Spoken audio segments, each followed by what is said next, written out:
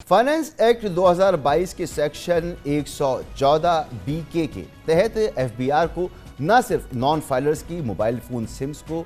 बंद करने का कानूनी इख्तियार हासिल है, बल्कि इदारा इनके बिजली और गैस के कनेक्शंस भी मुनक़ता कर सकता है। ताहम पीटीए का कहना है कि वो कानूनी तौर पर सिम ब्लॉक करने के पाबंद नहीं, क्योंकि फाइनेंस एक्ट 2022 का इतलाक पीटीए पर नहीं होता। दूसरी तरफ मोबाइल नेटवर्क ऑपरेटर्स की नुमाइंदा जो तंजीम है GSM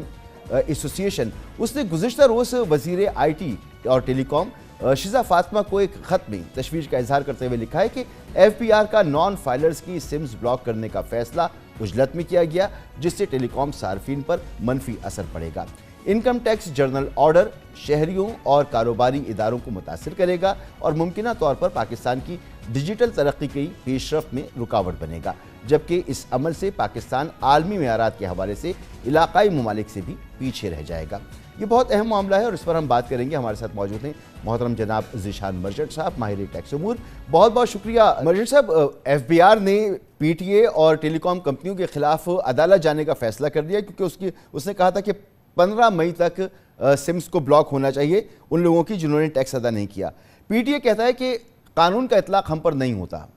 आप क्या कहेंगे?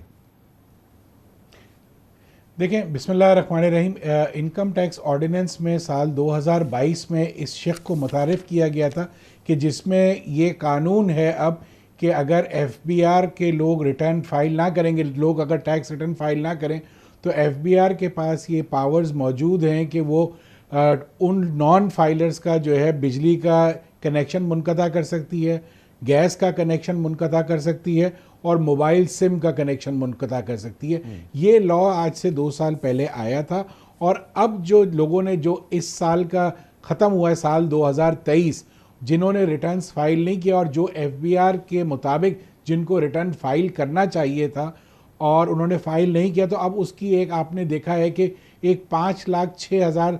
कुछ लोगों की जो है एक लिस्ट पब्लिश की गई है और पीटीए को ये कहा गया है, यानी मोबाइल कंपनीज़ को ये कहा गया कि इनकी सिम ब्लॉक कर दें। मैं समझता हूँ कि जी पाकिस्तान टेलीकम्युनिकेशन अथॉरिटी जो है एक स्टैट्यूटरी बॉडी है, जिस तरह से एफबीआर जो है एक अलग इंडिपेंडेंट बॉडी है, तो एक बॉडी का दूसरी बॉडी के ऊपर ये जो इतलाक़ करना या उसको ऑर्डर देना और उसका एक्सेप्ट करना, ये एक मुश्किल अमल है। अपेरेंटली इससे होगा क्या, जो मैं ये देख रहा हूँ, एक तो ये कोर्ट में जाएंगे लोग और ये मामला जो है वो सब जुडिस हो जाएगा और उस वक्त तक तो ये फिर इसका इतलाक नहीं होगा, ये ब्लॉक नहीं हो सकेंगी। बिल फ़र्ज़ महल अगर हम ये डिस्कस कर लें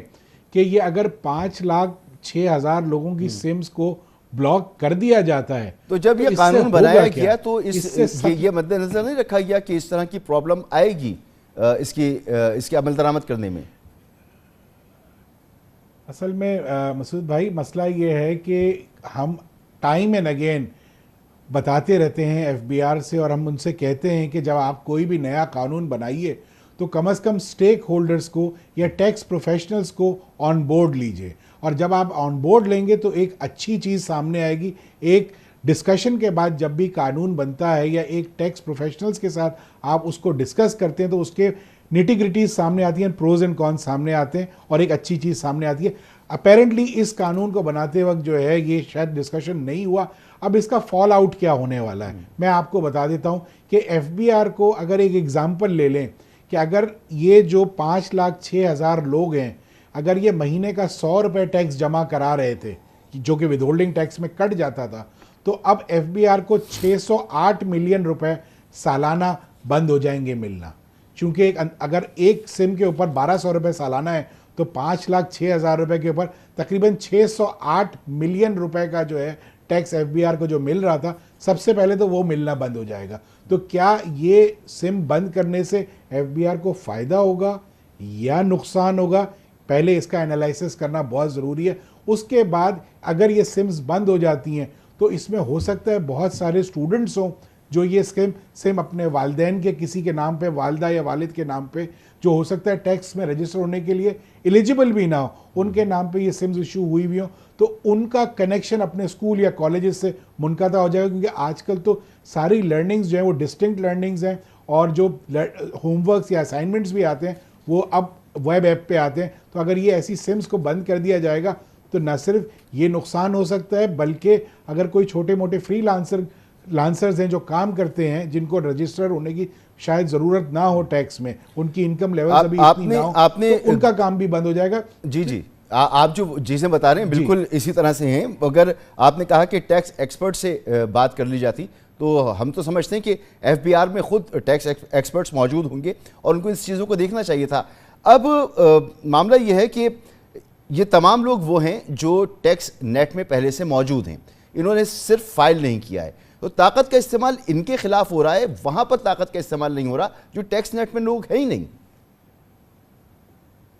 मसूद साहब, मैं आपको एक चीज़ बता दूं, आपने जैसे बात की एफबीआर में टैक्स एक्सपर्ट्स बैठे हुए हैं, अगर टैक्स एक्सपर्ट्स वाकई बैठे हुए हैं तो ये ताजिर दोस्त स्कीम बुरी तरीके से फ्लॉप ना हो जाती। अगर ये लोग बैठे हैं जो एफबीआर में बैठे हुए हैं इस वक्त, तो ये जो सेल्स टैक्स में एसआरओ 350 लेके आए हैं, जिससे आने वाले कुछ 1-2 माह में पूरा सिस्टम चोक हो जाने वाला है, ऐसी स्कीम्स ना आती, ऐसी अमेंडमेंट्स ना आती कि जिसकी वजह से पूरा सिस्टम और कारोबार का पहिया बंद हो जाने वाला है। मसला ये है कि कानून जब बनाया जाता है तो उसकी प्रोज एंड कॉन्स, उसका एनालिसिस किया जाता है, उसको पहले टेस्ट रन किया जाता है, फिर कोई चीज़ को इम्प्लीमेंट किया जाता है। हमारे यहाँ प्रॉब्लम यह है कि इम्प्लीमेंट करने के बाद जब उसकी खामियां नज़र आती हैं, सिस्टम्स बंद हो जाते हैं, फिर उस कानून को जो है रीविजिट किया जाता है। तो ये बात करना इस वक्त मैं ये समझता हूँ कि जो एफबीआर ने इक़दामात लिए हुए हैं, ये एफबीआर के अपने अगेंस्ट में जाने वाले हैं। होगा कुछ नहीं, जो टैक्स रेवेन्यू इनसे आ रहा था वो आना बंद हो जाएगा, ये सबजुडिस हो जाएगा मैटर, इस पे स्टे आ जाएगा, सिम्स भी चलती रहेंगी,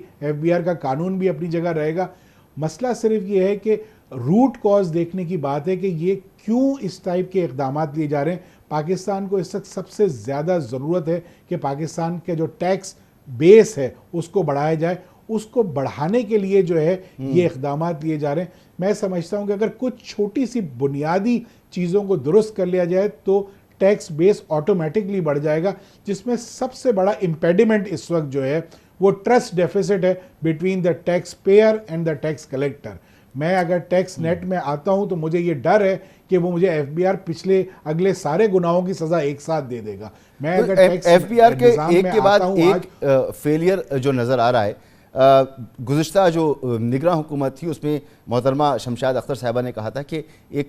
रिफॉर्म्स का ब्लूप्रिंट बना के जा रहे हैं, एक खाका दे के जा रहे हैं, उस पर अमल दरामद हो तो बेहतर है। फिर वज़ीर आज़म ने कहा कि अप्रैल में एक इंटरनेशनल टैक्स कंसल्टेंट हायर हो जाएगा, वो भी नहीं हुआ। तो रिफॉर्म्स के हवाले से आपके पास क्या इत्तलात हैं? देखिए, मैं ये समझता हूँ कि ये रिफॉर्म्स जो है ना, मैं सन 2000 से सुनता चला आ रहा हूँ कि एफबीआर में रिफॉर्म होंगे, एफबीआर को रिफॉर्म करने की ज़रूरत है, एफबीआर में चीज़ों को दुरुस्त करने की ज़रूरत है। सवाल ये पैदा होता है कि 2000 से अगर रिफॉर्म्स का हम जिक्र सुनते चले आ रहे हैं तो आज 2024 में भी अब हम ये सोच रहे हैं कि अब मज़ीद दोबारा से रिफॉर्म करने, तो वो रिफॉर्म्स आज तक हो क्यों नहीं सके। देखिए, मसला इस वक्त क्या है, दो तरीके से आप चीज़ों को देखिए कि आपने इस वक्त जो है को किया क्या है कि आपके जो एफबीआर के अफसरान हैं उनको आप तनख्वाह जो देते हैं वो मार्केट से बहुत कम होती है और उनसे कहा यह जाता है कि आप अरबों रुपए का टैक्स कलेक्ट करके दें। ये नहीं मुमकिन है, ये हो नहीं सकता। आप जब तक, यानी जिसको आप कहते हैं कि मुझे ये कमा के दो और उसी को आप अगर पैसे ना दें तो वो आपके लिए कमाएगा नहीं, एक प्रॉब्लम। दूसरा प्रॉब्लम ये है कि आपने टैक्स रेट्स को इतना ज़्यादा कर दिया है कि आपके सिस्टम में आने से लोग डरते हैं। बहुत बहुत शुक्रिया आपका मोहतरम जनाब ज़ीशान मर्चेंट साहब, माहिर टैक्स उमूर। आपने गुफ्तगू सुनी। यहाँ पर एक ब्रेक लेंगे और ब्रेक के बाद बात करेंगे वज़ीर आला पंजाब मरियम नवाज़ साहिबा ने पंजाब के नौजवानों को, तलबा को 20,000 बाइक्स देने का एक मंसूबा शुरू किया था। वो मंसूबा अब खटाई में पड़ गया है और लाहौर हाई कोर्ट ने उस पर स्टे दे दिया है। मामला क्या है आपको बताते हैं ब्रेक के बाद।